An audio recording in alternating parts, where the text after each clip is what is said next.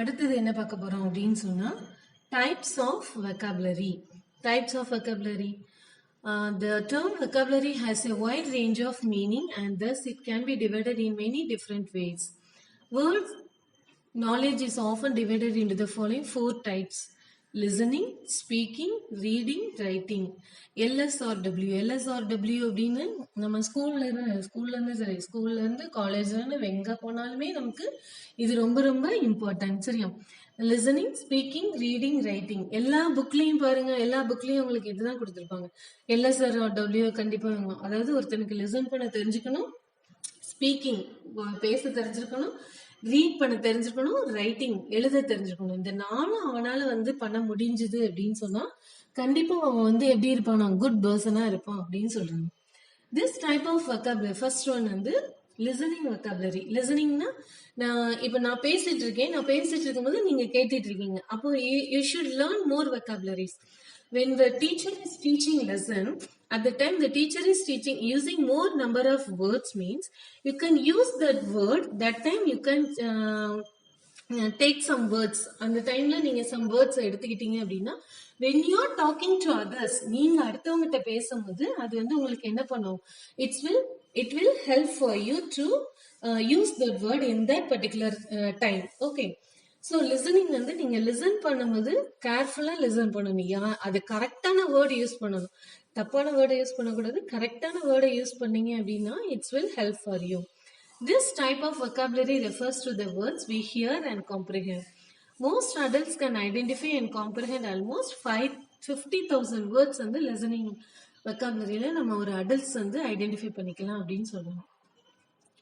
Speaking vocabulary. Speaking vocabulary நான் பேசிட்டு இருக்கேன், சரியா? நான் பேசிட்டு இருக்கும்போது நீங்க கவனிக்கிறீங்க, அதையே நீங்க திருப்பி பேசுறீங்க, சரியா? அந்த மாதிரி word. This type of vocabulary refers to the words we speak. நான் ஃபர்ஸ்ட் நான் பேசுறது நீங்க கவனிச்சு வச்சுட்டே இருக்கீங்க. அப்புறம் உங்களுக்கு எந்த இடத்துல அதை ப்ரொசீட் பண்ண தெரியுதோ அந்த நேரத்துல அந்த வேர்டை நீங்க என்ன பண்றீங்க, யூஸ் பண்ணி ப்ரொசீட் பண்றீங்க. We use barely 10,000 words for communication. barely நம்ம என்ன பண்றோம், 10,000 words கம்யூனிகேட் பண்றதுக்கு யூஸ் பண்றோம். The number of words used during speaking is for less than listening. The reason behind this is the level of comfort in usage. நம்ம listen பண்ணும்போது நிறைய words listen பண்ணுவோம், ஆனா அது ப்ரொசீட் பண்ணும்போது நம்மளால எல்லா வேர்ட்ஸையும் நம்ம யூஸ் பண்ணி ப்ரொசீட் பண்ண முடியாது, சரியா? So only that given. Speaking is less for less than is for less than listening. அந்த லிசன் பண்ணும்போது நமக்கு 50,000 வேர்ட்ஸ் நம்ம லிசன் பண்றோம், ஆனா ப்ரொசீட் பண்ணும்போது 10,000 வேர்ட்ஸ் தான் நம்ம கம்யூனிகேட் பண்ணும்போது யூஸ் பண்றோம் அப்படின்றாங்க. ஸோ நம்ம என்ன பண்றோம், the reason behind this is the level of comfort in usage. இப்படிதான் நம்மளோட லெவல் இருக்குது அப்படின்னு. Next one, reading vocabulary. Reading vocabulary means refers to the words we recognize when we read any text. If a person is a reader, then this type of vocabulary happens to be the second largest vocabulary. Needless to say, vocabulary grows with reading. vocabulary நம்ம ஒரு reading vocabulary, இப்போ ஒரு story book எடுக்கிறோம், இல்லைன்னா டெக்ஸ்ட்ல story இருக்கு அந்த இதை எடுக்கிறோம் அப்படின்னு சொன்னா அந்த புக்ல எடுத்து நம்ம ரீட் பண்றோம், அப்படி ரீட் பண்ண ஆரம்பிச்சோம் அப்படின்னா நம்ம ரீட் பண்ணும்போது எங்களுக்கு என்ன இருக்கும், நிறைய வேர்ட்ஸ் நம்ம சைட் பை சைடு எழுதி வச்சுக்கிறோம். If a person is a reader, this type of vocabulary happens to be the second largest vocabulary. இதுதான் ரீடிங் vocabulary தான் செகண்ட் லார்ஜஸ்ட் vocabulary. ஏன் அப்படின்னு சொல்றாங்க அப்படின்னா vocabulary grows with reading. ரீடிங்ல தான் உங்களுக்கு vocabulary வளருது அப்படின்னு சொல்றாங்க. So reading habit is more important to listening and speaking, சரியா? அப்போ ரீடிங் நீங்க ரீட் பண்ணா மட்டும்தான், கேட்கறதுல அப்படியே லிசன் பண்ணும்போது லிசன் பண்றீங்க, அதை ஸ்பீக்கிங்ல கொண்டு வரும்போது கம்மியா vocabulary ஆயிருது. அதே இது ரீடிங்ல பண்ணனீங்க அப்படின்னா it's grow your reading vocabulary, it's grow for you. So நீங்க ரீட் பண்றது ரொம்ப இம்பார்ட்டன்ட் அப்படின்னு சொல்றாங்க. Writing vocabulary. Next fourth one writing vocabulary. சரி, லிசன் பண்ணீங்க, அதை ஸ்பீக் பண்ணீங்க, அப்புறம் ரீட் பண்றீங்க. ரீட் பண்ண பிறகு அதை என்ன பண்ணணும், ரைட்டிங்ல கொண்டு வரணும். It represents the words we use while writing to express ourselves. இப்போ ஒரு வேர்டு ஹாப்பின்ற வேர்டு உங்களுக்கு இப்போ தெரிஞ்சிருக்கு, ஐ எம் வெரி ஹாப்பி அப்படின்னு சொல்லணும். அதுக்கப்புறம் அந்த வேர்டை வந்து நான் பேசிட்டு இருக்கும்போது ஹாப்பின்ற வேர்டை நீங்க சொல்றீங்க. அதே மாதிரி நீங்க அந்த வேர்டை வந்து அடுத்ததுக்கு யூஸ் கொண்டு போறீங்க. அதை ரீட் பண்ணும்போதும் ரீட் பண்ற நேரத்துல அந்த வேர்டை தெரிஞ்சதுன்னா ஈஸியா ஐடென்டிஃபை பண்றீங்க. ரைட்டிங்ல கொண்டு வரும்போதும் அதே மாதிரி அந்த வேர்டை எக்ஸ்பிரஸ் பண்றீங்க. அந்த ஒரு வேர்டையே நான் சொல்ற ஹாப்பின்ற வேர்டையே உங்களுக்கு வந்து 4 இதுக்கும் யூஸ் பண்ணிக்கிறதுக்கு உங்களுக்கு கொண்டு வரீங்க. சரியா? அவர் writing vocabulary is intensely affected by the words we can spell.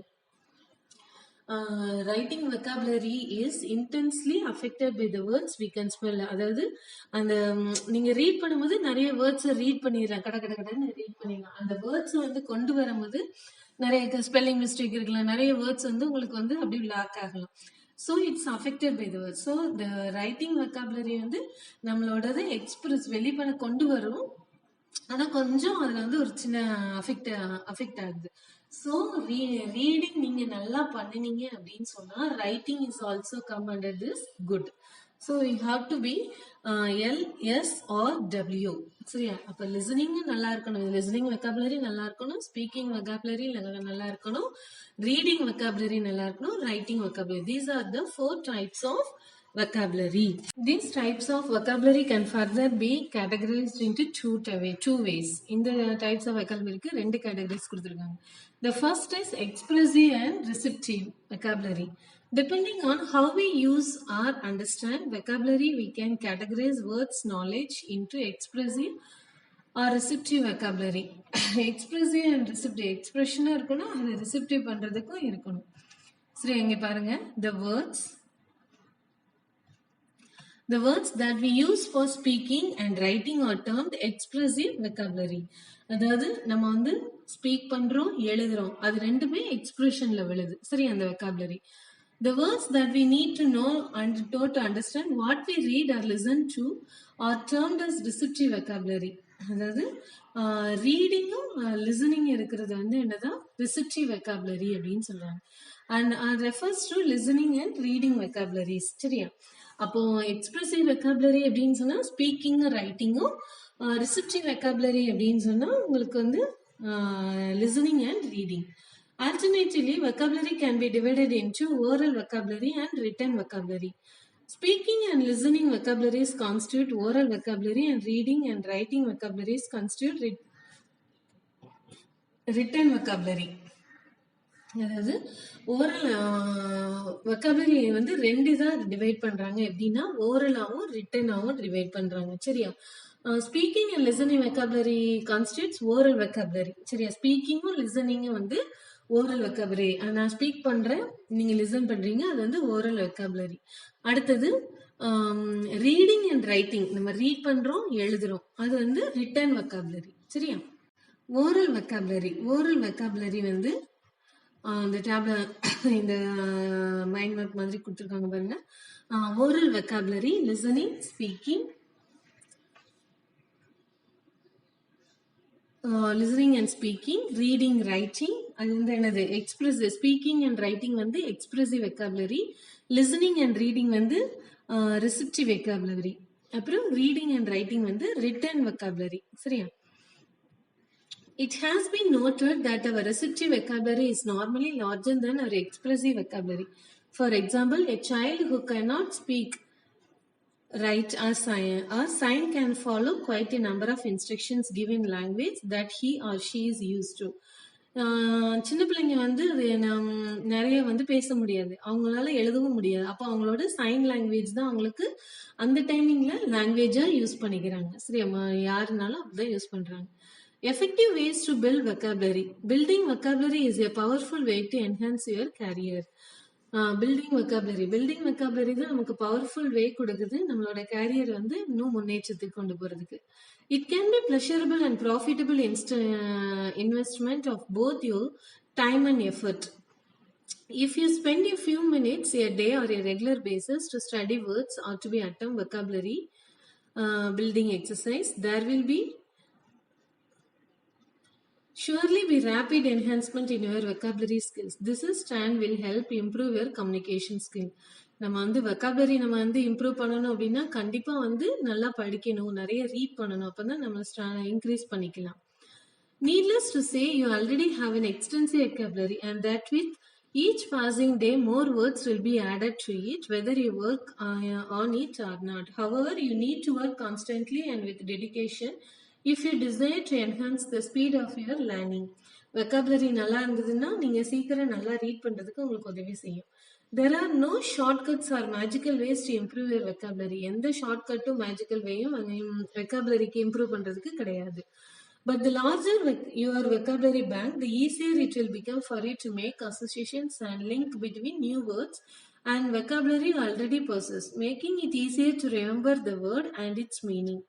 Thus your vocabulary goes, so will the pace of your learning. இந்த vocabulary வந்து உங்களுக்கு நிறைய vocabularies உங்களுக்கு பேங்க் தெரிஞ்சது அப்படின்னா அதை நீங்க உங்களுக்கு நிறைய வந்து இடத்துல யூஸ் பண்றதுக்கு உதவி செய்யும் அப்படின்றது.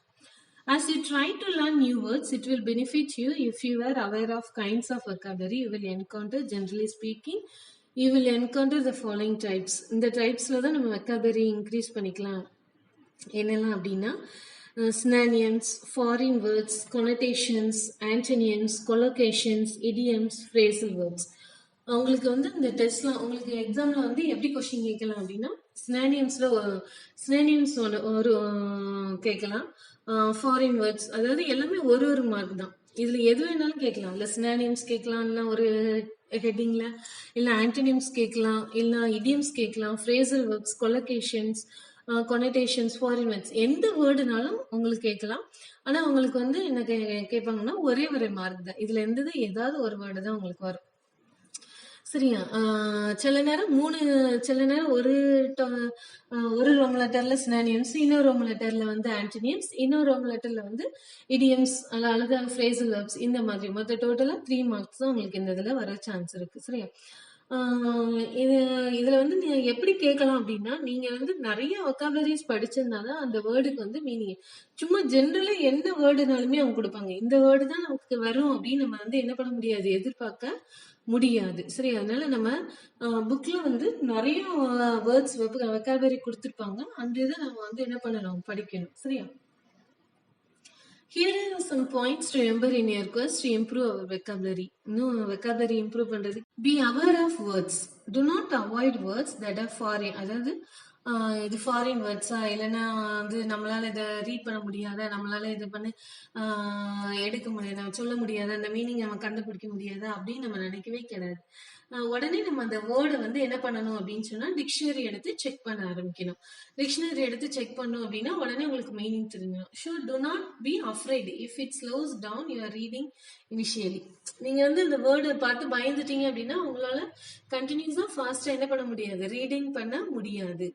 அப்புறம் ரீட் ஒரேஷியஸ்லி.